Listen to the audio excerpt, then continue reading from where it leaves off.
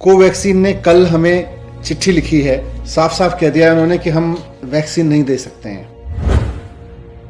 उन्होंने अपनी चिट्ठी में लिखा है कि we are making dispatches as per the directives of concerned government officials, यानी कि हम कंसर्न्ड गवर्नमेंट ऑफिशियल्स के कहने पर डिस्पैचेस कर रहे हैं, राज्यों को वैक्सीन दे रहे हैं। जाहिर सी बात है, ये कंसर्न्ड गवर्नमेंट ऑफिशियल्स तो सेंट्रल गवर्नमेंट के ऑफिसर्स होंगे। We therefore sincerely regret that we can not make any additional supplies as required by you.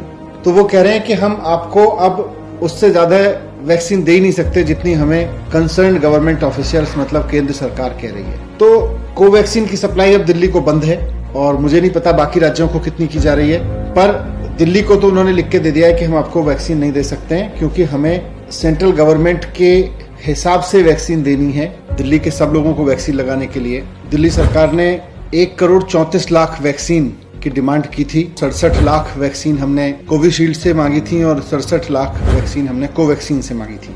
तो इस चीज से, इस चिट्ठी से एक बात साफ है कि केंद्र सरकार ही तय कर रही है कि कहां कितनी वैक्सीन जाएगी, कितनी वैक्सीन देश के लोगों को लगेगी, कितनी वैक्सीन केंद्र सरकार एक्सपोर्ट करेगी, देश विदेशों में बेचेगी, ये केंद्र सरकार तय कर रही है। जब केंद्र सरकार तय कर रही है तो फिर ये जिम्मेदारी लेनी चाहिए केंद्र सरकार को कि अगर वैक्सीन 6.5 करोड़ वैक्सीन एक्सपोर्ट नहीं की गई होती तो दिल्ली और मुंबई के एक एक आदमी को 2-2 बार डबल डोज लग चुकी होती अब तक वैक्सीन की। ये जिम्मेदारी भी केंद्र सरकार को लेनी चाहिए।